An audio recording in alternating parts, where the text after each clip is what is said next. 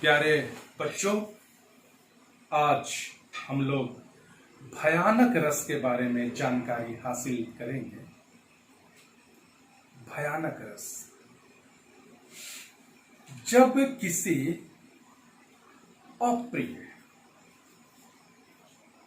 या भयानक व्यक्ति या वस्तु को देखने से या उससे संबंधित वर्णन करने से या किसी अनिष्टकारी घटना का स्मरण करने से मन में जो व्याकुलता पैदा होती है उसे भय कहते हैं। उस भय के उत्पन्न होने से जिस रस की उत्पत्ति होती है उसे भयानक रस कहा जाता है। भयानक रस का रंग काला माना जाता है और यम को इसका देवता माना जाता है। भयानक रस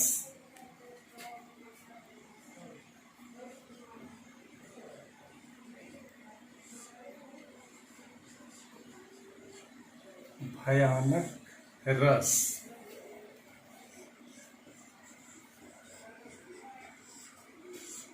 किसी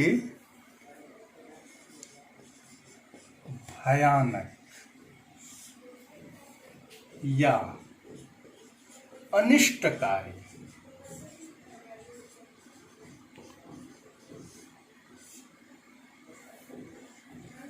व्यक्ति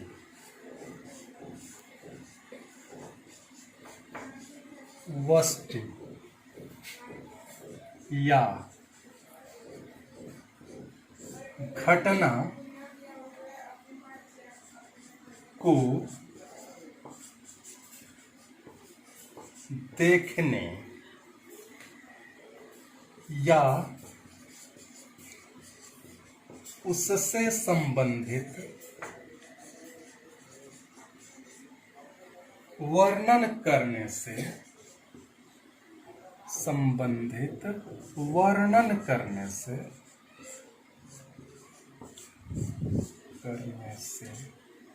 मन में जो व्याकुलता पैदा होती है, मन में जो व्याकुलता पैदा होती है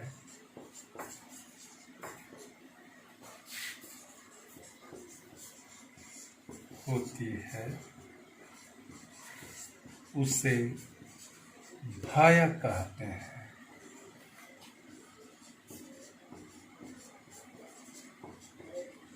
भय कहते हैं। उस भय के उत्पन्न होने से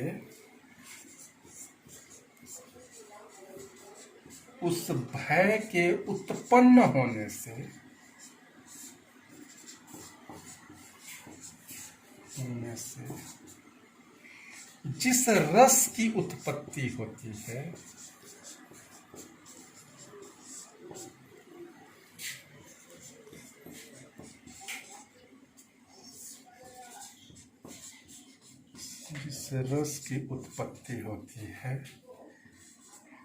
उसे भयानक रस कहा जाता है।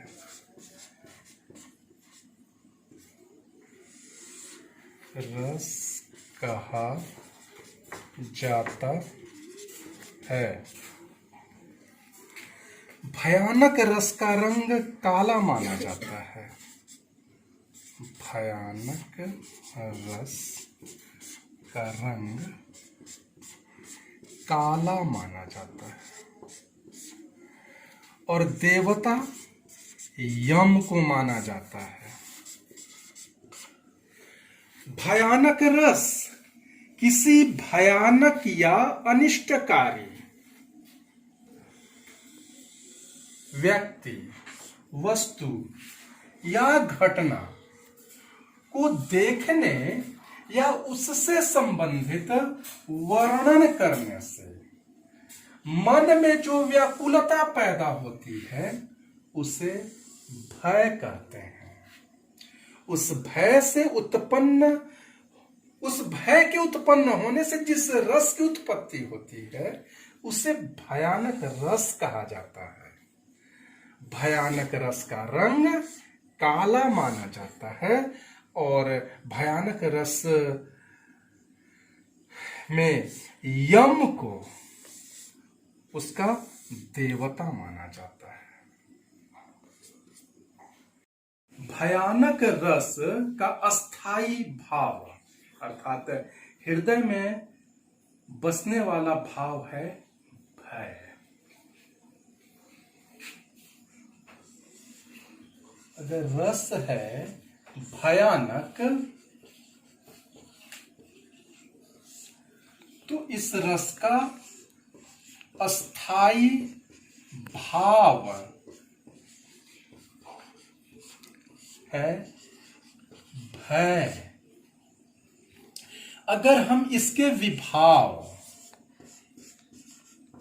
अर्थात रस उत्पत्ति के कारणों के बारे में बात करें तो इसका आलंबन विभाव है।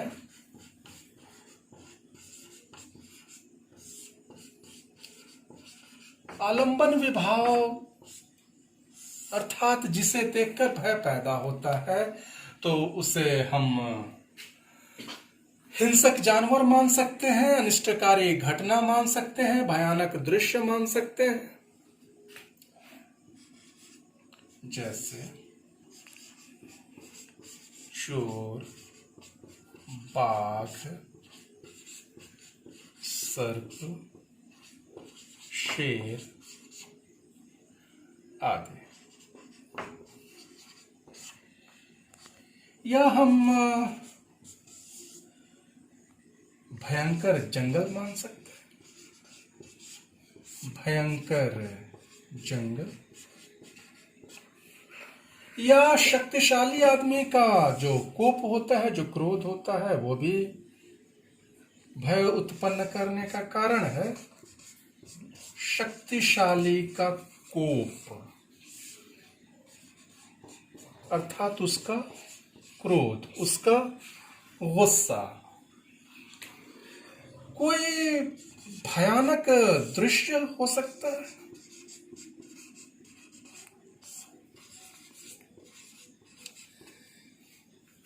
या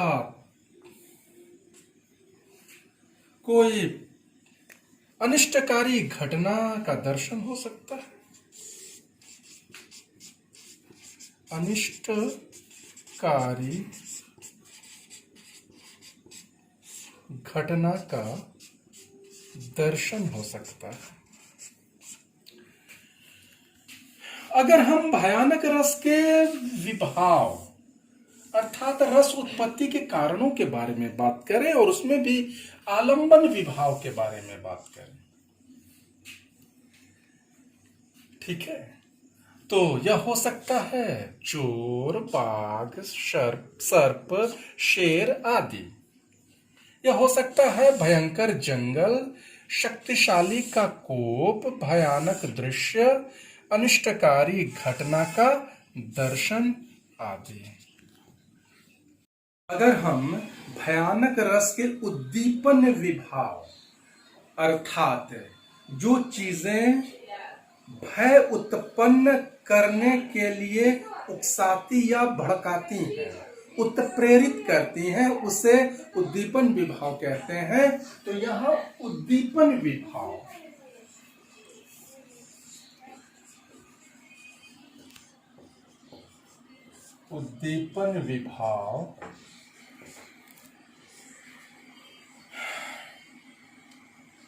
उद्दीपन विभाव हम कहेंगे कि इसमें है कोलाहल।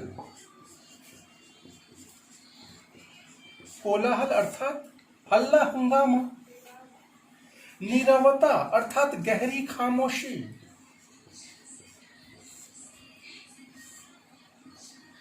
भयंकर वस्तु का स्वर,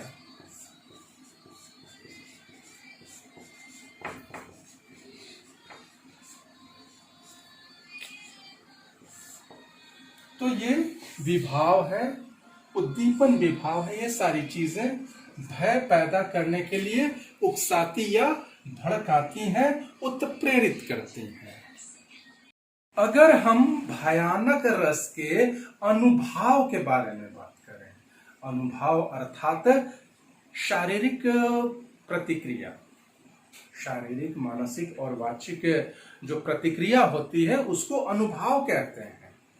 तो भयानक रस का अनुभव अगर होता है, भय पैदा होने के बाद अगर शारीरिक, मानसिक और वाचिक परिवर्तन होता है तो क्या क्या हो सकता है? होता है गिड़गिड़ाना। भय से आदमी गिड़गिड़ाता है, आंखें बंद कर लेता है।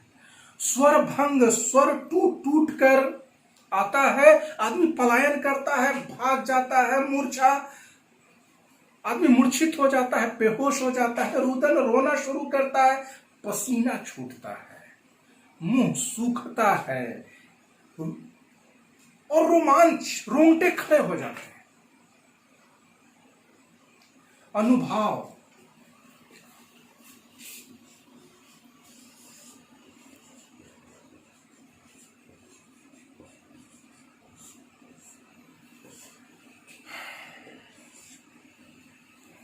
गिड़गिड़ाना,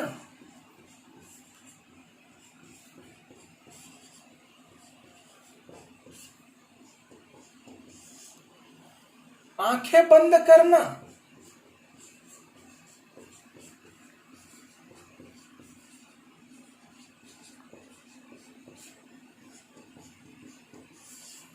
स्वर भंग,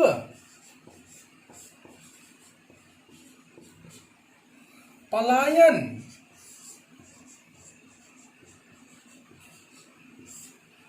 मूर्छा,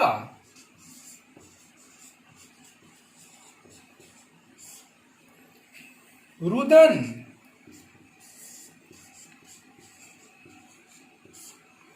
पसीना छूटना,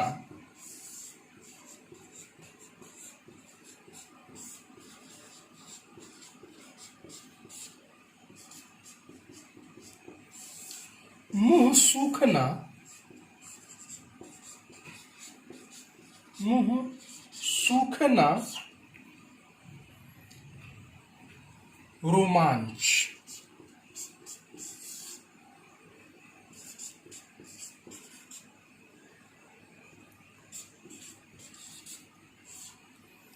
रोमांच, ये है भयानक रस के अनुभव। अगर हम भयानक रस के संचारी या व्यभिचारी अर्थात जो अस्थाई भाव के साथ पानी के बुलबुले का अस्तित्व रखकर आते हैं उनकी बात करें, तो भयानक रस के संचारी या व्यभिचारी भाव है दैन्य अर्थात दीनता, जड़ता, आदमी हिलडुल नहीं पाता है, आवेग, शंका से ग्रस्त हो जाता है, चिंता उसको सताती है, सम्मोह, संभ्रम, त्रास, ये सारी चीजें संचारी या व्यभिचारी भाव के रूप में प्रकट होती है। भयानक रस के ये संचारी या व्यभिचारी भाव हैं।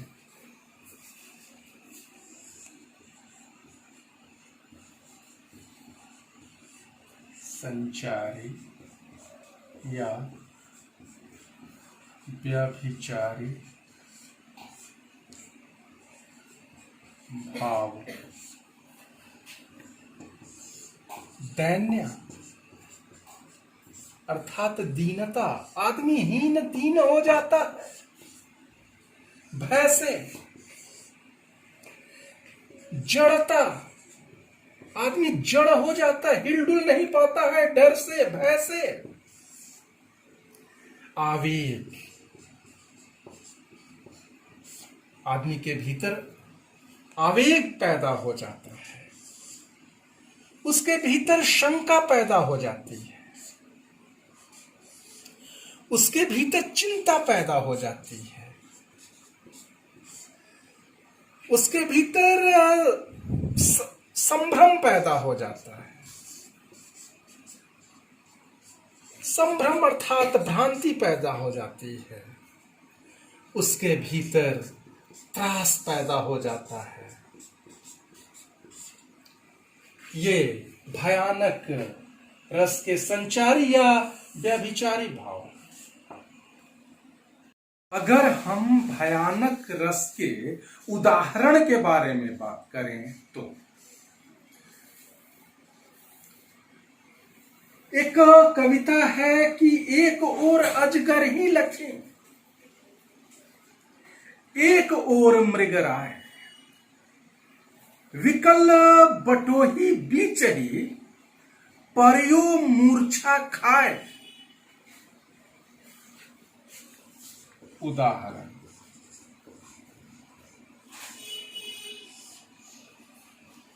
एक ओर अजगर ही लखे,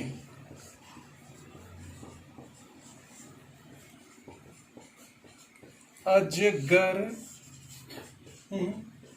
लखी, एक ओर मृगराय,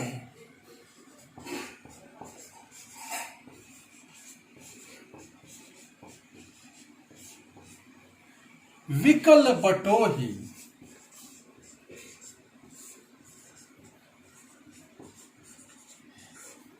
बीच ही,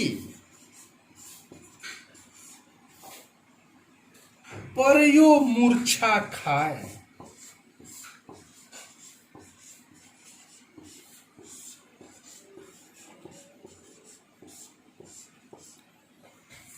अब इस कविता का अर्थ समझते, एक और अजगर ही लखी, लखी देखकर, अजगर को देखकर, अजगर ही लखी, अजगर को देखकर, एक और मृगराय, मृगराय सिंह को कहते हैं।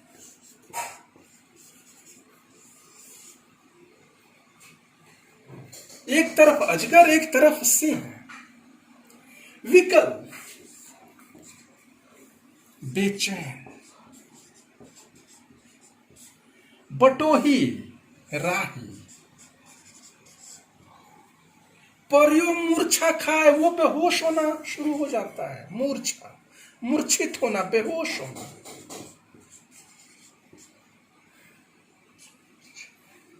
उस पर बेहोशी छाने लगती है। तो यह एक भयानक रस का उदाहरण है। ये जो काव्यांश था कि एक ओर अजगर ही लखी, एक ओर मृगराय, विकल बटोही बीच ही, परियो मूर्छा खाए, तो यहां रस है भयानक। अगर हम अस्थाई भाव की बात करें तो अस्थाई भाव है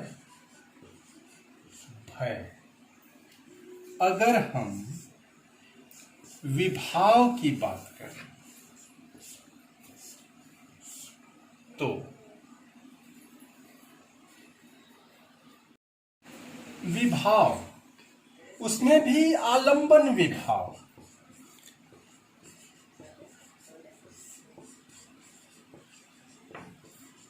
आलंबन विभाव में भी अगर हम आश्रय की बात करें, अर्थात जिसके मन में रस पैदा हो रहा है, अर्थात भय पैदा हो रहा है, अगर आश्रय की बात करें तो यहां आश्रय है बटोही।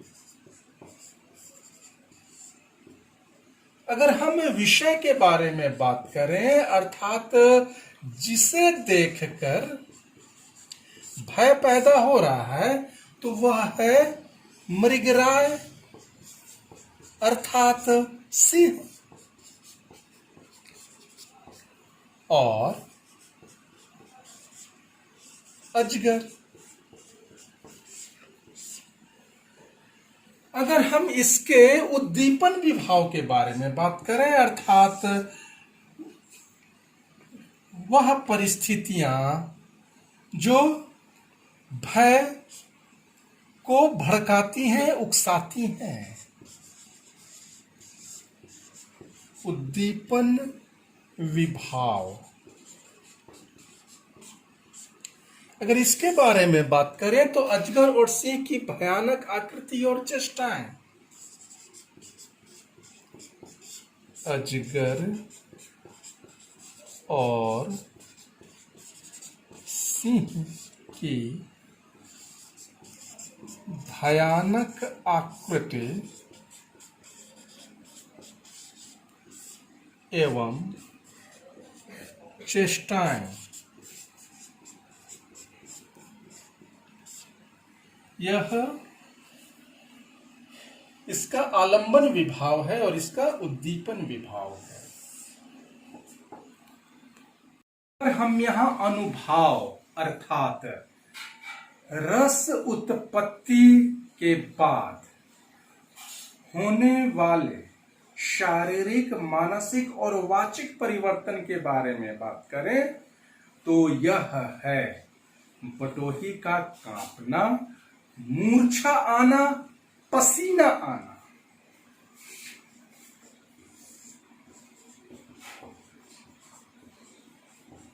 अनुभाव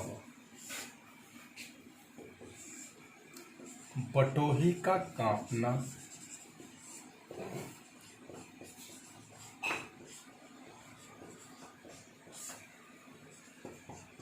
पसीना आना,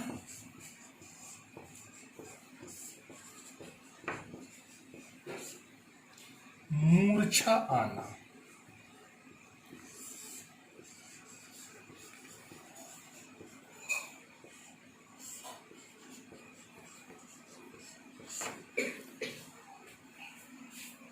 और अगर हम इसके संचारी या व्यभिचारी भाव के बारे में बात करें अर्थात वह भाव जो अस्थाई भाव के साथ साथ चलता है और पानी के बुलबुले की तरह इसका अस्तित्व तुरंत ही विलीन हो जाता है। अगर हम उस संचारी या व्यभिचारी भाव के बारे में बात करें तो यह है कंप, यह है मूर्छा।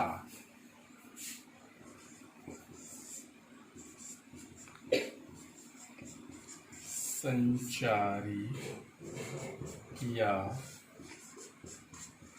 व्यभिचारी भाव तो यह है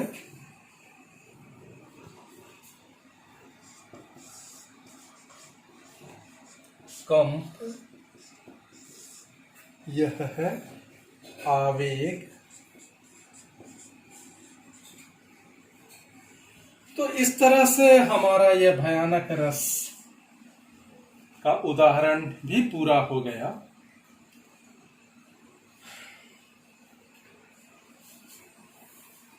प्यारे बच्चों, मुझे आशा है कि यह चैप्टर आप लोगों को ठीक तरीके से समझ में आ गया होगा।